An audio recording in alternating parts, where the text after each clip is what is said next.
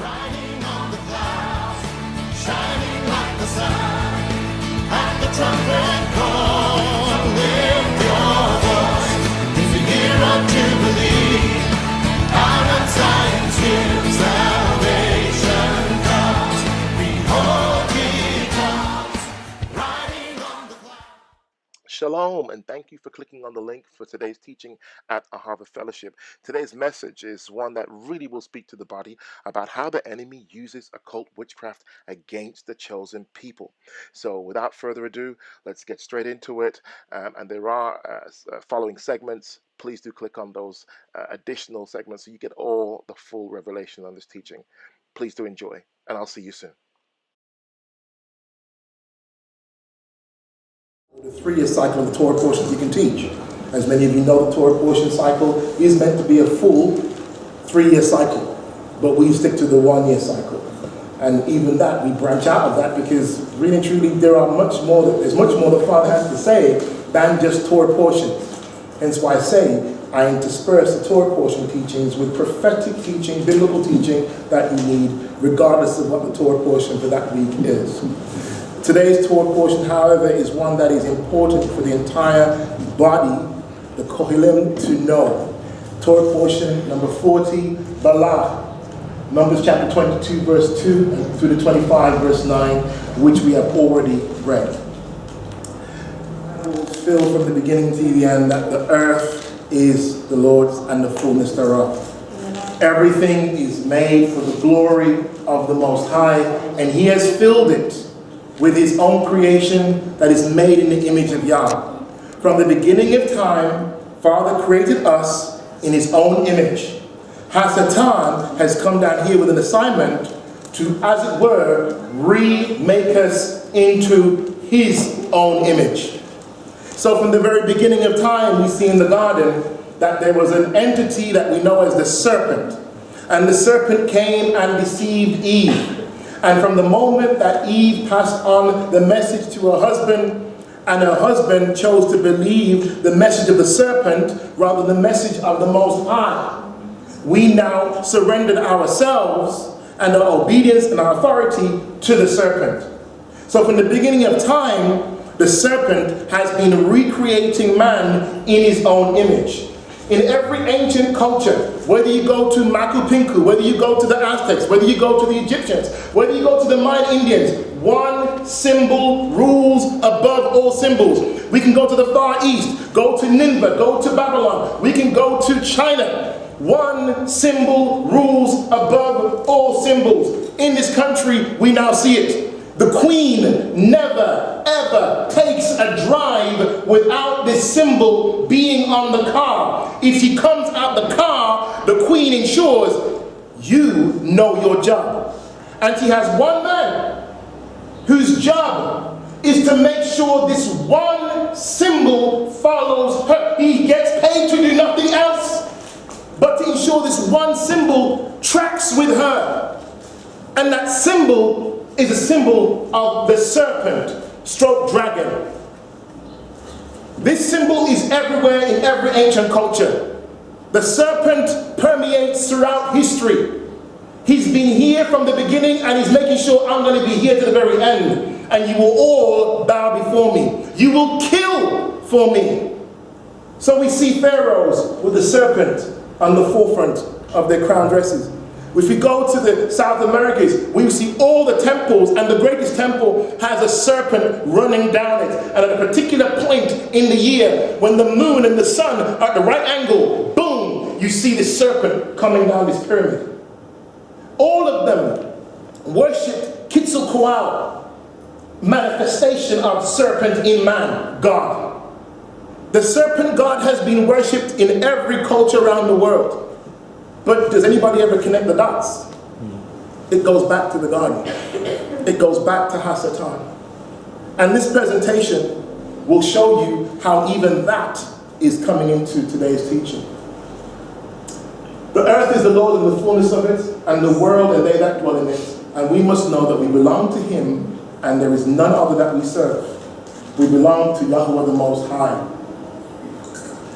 For the earth will be filled with the knowledge of the glory of Yahweh as the waters cover the seas. Habakkuk chapter 2 verse 14. Israel are meant to be the very light, the very embodiment of Yahweh on this earth. That's why the word Israel means princes who overcome. We are meant to be prevailers and we are meant to be overcomers. And Israel are meant to take up dominion in the earth. They may have begun as the least, but they will take over the entire earth. How do I know this? The prophecy of Daniel. The kingdom of Yahweh will come as a stone, destroying the very images and the remnants of all the previous empires in the world. But this rock that was hewn out of the mountain with our hands, Yeshua, his kingdom will take up dominion in the whole earth. Israel is meant to subdue the earth. But that sounds reminiscent of Genesis. Adam's mandate was that he was meant to take up dominion and subdue the earth. We are meant to finish what Daddy begun. We are all sons and daughters of Adam, if we walk according to obedience in Yahweh, which is what the children were learning this morning. So this, I really want to use as a preface before we get into the message for today. That we are meant to be empowered to take up authority on the earth. All of you are not powerless, you're powerful. Powerful. You are meant to walk in obedience with Yahweh, keeping his Torah, and in so doing, as we read today, no one can curse you. No witch, no warlock, no demon can put an incantation spell, smudge you. They cannot put anything on you because it won't work. It won't stick because you have Yahweh Shekinah over you. His glory is on you. It will not work. So the only way the enemy can get to curse you is the same way he did it with your forefather and foremother. Adam and Eve ended up cursing themselves by being obedient and trusting what the serpent told them. Did God really say he would die?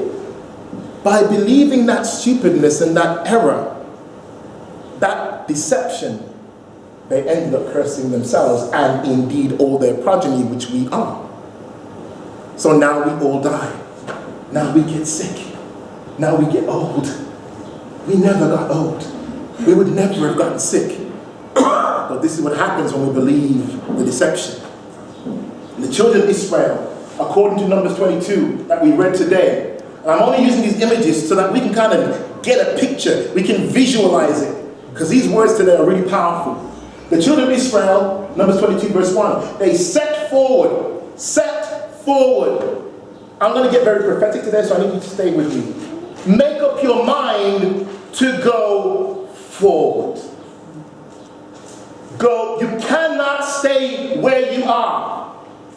You cannot. You've got to keep pressing on forward. You've got to attain something. If you don't know what it is, spend time with Father. You'll soon start getting a revelation of what you're meant to become, what you're meant to do, what you can achieve, what you desire, what you want, what Father wants, what I can do.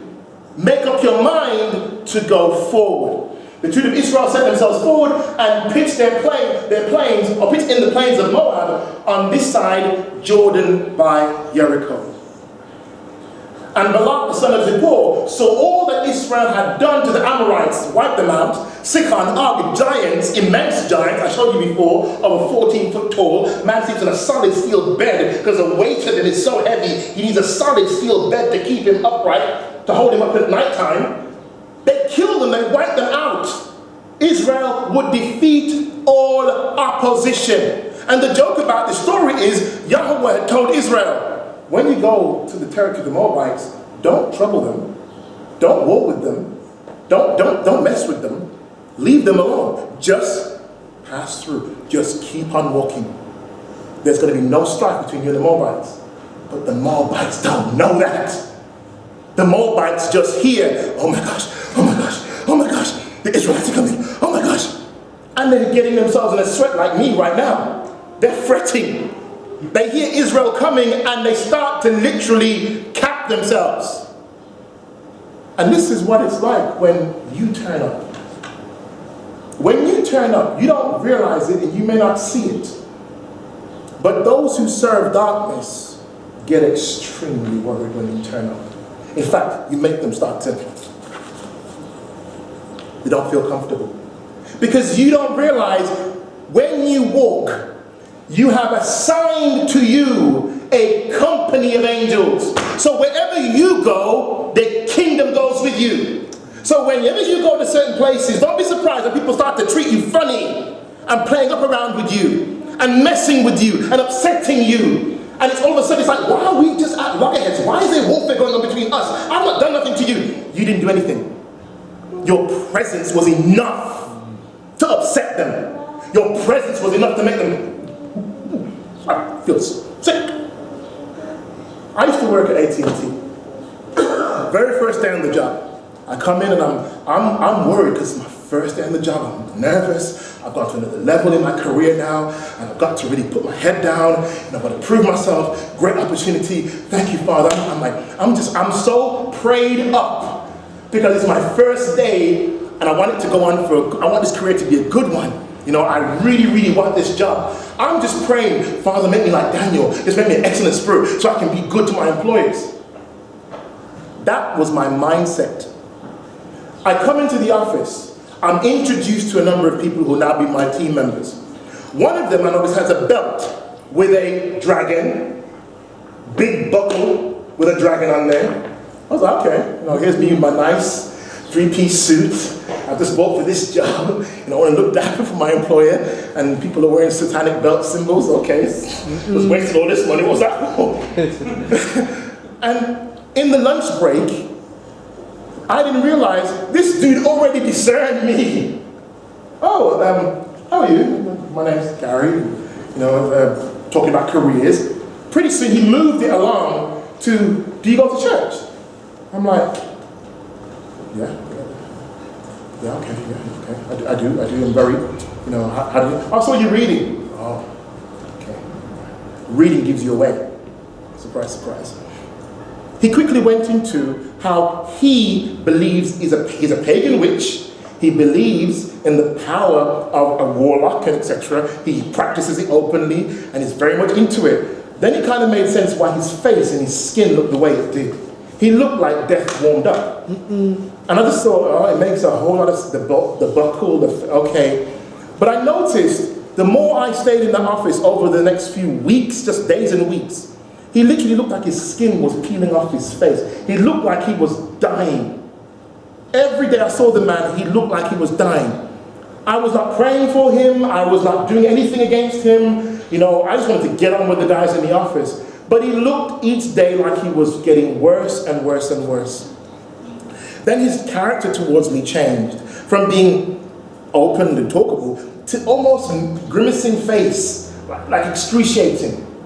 And I still remember his name, I won't call his name, but I realized darkness and light don't mix together very well. And darkness, we began to have more direct conversations about the Word of God and the truth of God versus Satan, and his concepts are very opposite to mine, and you know how this kind of conversation will go. But it made me realize that darkness and light, we are at war with each other. We can never be friends. We can never be bosom buddies. It will be opposition from day one. I say that to let you know, darkness sees you coming a mile off, and darkness will be against you. I don't know whether he was praying spells and incantations because he was into that kind of stuff. Maybe he was, but you know what? I was blessed in my whole 2 years at AT&T, and then I moved on to Land Rover. So I want to say to you today, do stop thinking of yourself as just being by yourself. You are surrounded with a detail of angels that excel in strength, wisdom, and power for your defense.